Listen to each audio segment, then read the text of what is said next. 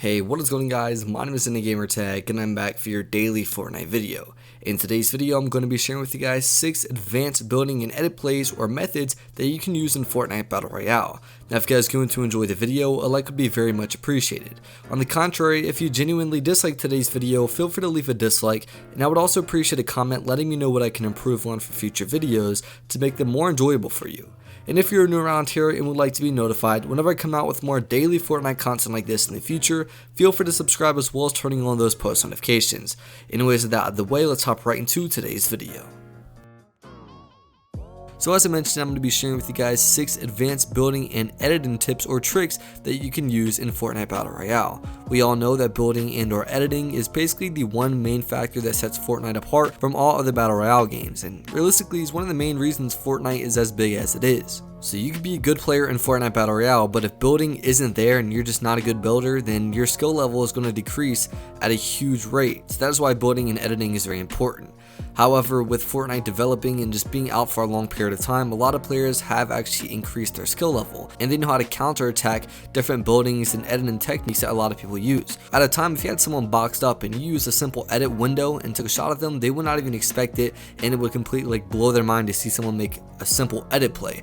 Whereas now you're kind of anticipating someone to make like a window to take a shot at you. So obviously we need to learn to adapt and have more advanced building editing techniques and methods, which is why this video is here to help you guys. These are all advanced techniques in my opinion, and most of these will pretty much leave your opponent surprised and literally be kind of clueless as to what happened. So without further ado, let's hop right into this. Now I'd like to preface that I did not come up with any of these methods or techniques.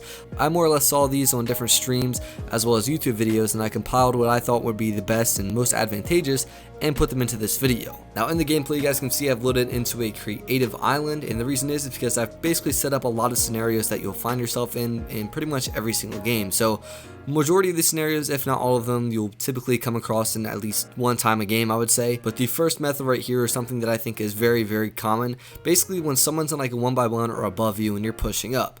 Now you guys can see I show first of all what typically is done. People typically will build like ramps up to where the person is and then use cones to kind of protect their upper body. So basically they'll ramp up, make a cone, edit out, and then continue to ramp up and then do like 90s or whatever to get high ground. Now the problem with this is that the player that's in the box, or I guess the player that has high ground, can easily cone you off or place a floor to block your head out before you even get the chance to place a cone down. Even if you do get the cone off in time and then make the edit out of it, they're able to easily maintain high ground simply just by building 90s, as they'll more than likely start to build before you. Basically I'll show you guys this first method by going slowly. This way you guys can get a decent understanding of it.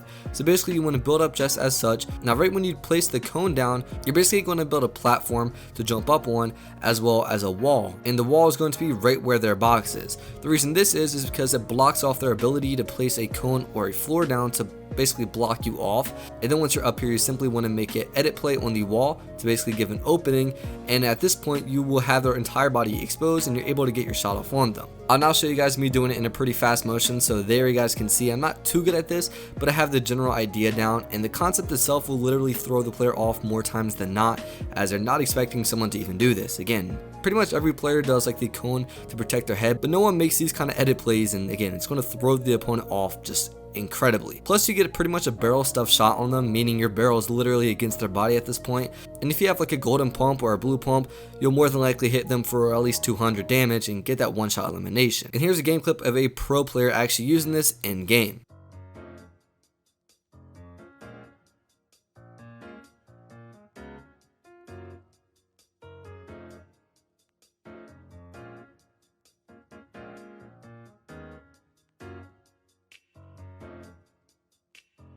So that's basically what it will look like in game. We're now going to move on to how you can actually phase through a stairs. So we've all been in a situation where we've boxed someone in a 1x1. It just is a pretty common scenario. Now when you're actually in this scenario, more times than not, you'll make a very easy and pretty common edit play on the staircase, where you'll make it like half of a staircase and then take the shot at your opponent. Now the problem with this is that it's a well-known edit play, so your opponent that's in the box is going to be anticipating this and more than likely going to get the shot off on you the second you actually make the edit and expose your body. So we need a way to actually be able to aim at them without them even expecting it. And that's where this method actually comes into play. So once again, I'll show you guys a slower version of me doing it to give a decent demonstration of essentially what this is. Basically, we're going to edit our stairs to make like an L-shaped staircase. We're then going to go to about the middle or the top of it, and we're simply going to reset our edit, and it actually faces us through onto the other side.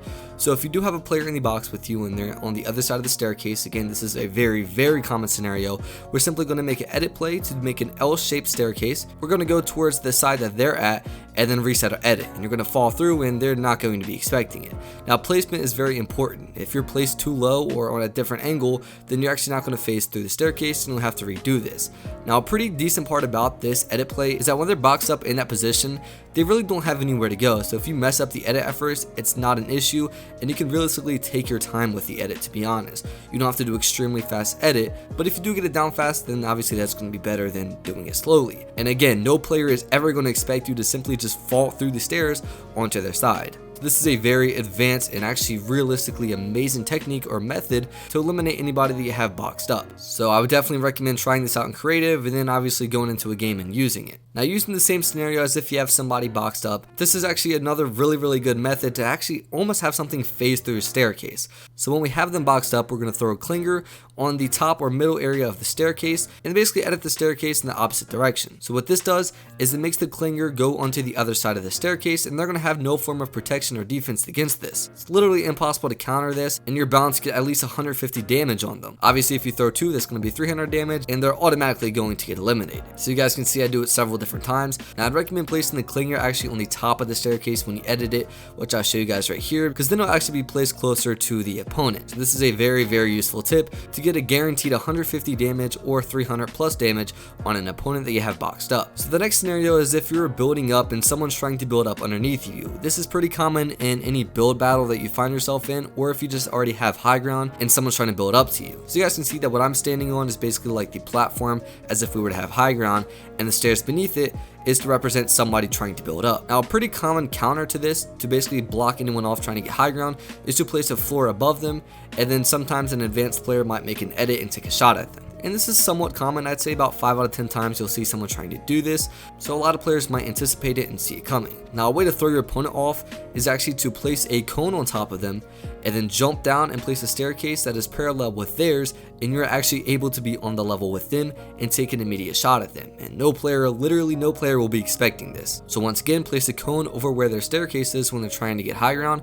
jump down, place a staircase connecting with theirs, and then look over to your side and take a shot at them. Let's say you miss your shot or you don't get the one shot elimination, simply build a wall after you take your shot. And they're going to have literally nowhere to go. They can't go up because you have now coned them, and they're basically going to have to try to get away from you in one way or another. So basically, you're putting yourself down on a level with them and you're taking a shot at them. This is a very useful method if you're in a build battle or someone's trying to get high ground on you when you already have it. Again, block them off with a cone, jump down and place a stair connecting with theirs, look over to your side and eliminate them. Now, this next method is one that you'll probably find yourself in at least every single game.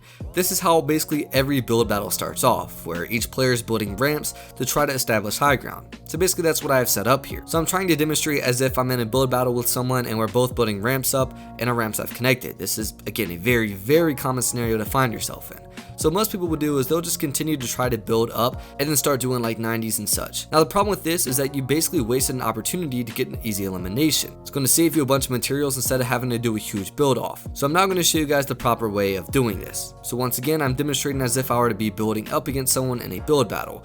Once I place a ramp above theirs to actually block them off, I'm simply going to make an edit play on the ramp to expose the opponent's entire body. So instead of having to do a complete build battle and wasting almost 1,000 materials, you can simply get an instantaneous elimination simply by making an edit play. So if you get your ramp off first, you're able to make a very easy edit play and then eliminate your opponent. This is going to be another barrel stuff scenario, so your barrel is going to basically be right up against them, and you're going to deal at least 200 damage depending on what pump you are using. And again, most players are going to expect you to just go up and try to do 90s and try to obtain and maintain high ground, whereas no one's really going to expect you to just instantaneously, before the build battle even starts, to make an edit play and then eliminate them right off of the bat. We're now going to move on to the 6th and final method of the the video. And this is how to basically never take fall damage. So if you're in a build battle and you've built way up and someone's breaking it down, and let's say you don't have gliders or anything like that to protect you from the fall, basically all you need to do is have a flint knock pistol in your inventory, and this will save you from any fall damage scenario. So you guys can see in the gameplay, I've built up to a very high point in the game where if I were to obviously fall, I'd definitely get eliminated. So when you're falling down to the ground, you want to take out your flint knock pistol and aim it at the ground. Right before you actually make contact with the ground, you want to shoot the ground. It's going to push you up in the air and you're not going to take any damage. The flint knock pistol has so much power behind it that anytime you shoot it, it actually sends you in the opposite direction. So if you shoot it at the ground, it's going to push you up a little bit. So this saves us from any fall damage. And this method is literally like dummy proof. It's very easy to do and literally can be done in seconds. So that is the 6 advanced building and editing tips and tricks or methods for the video. Hopefully you guys found it helpful or enjoyed it. If you did, I would appreciate a like down below. Once again, on the contrary, if you genuinely dislike today's video, feel free to leave a dislike, and I would appreciate a comment letting me know what I can improve on for future videos to make them more enjoyable for you. And if you're new around here and would like to be notified whenever I come out with more daily Fortnite content like this in the future, feel free to subscribe as well as turning on post notifications. Anyways, thank you all for watching today's video. My name is EndingGamertag, and I'll see you tomorrow. Adios.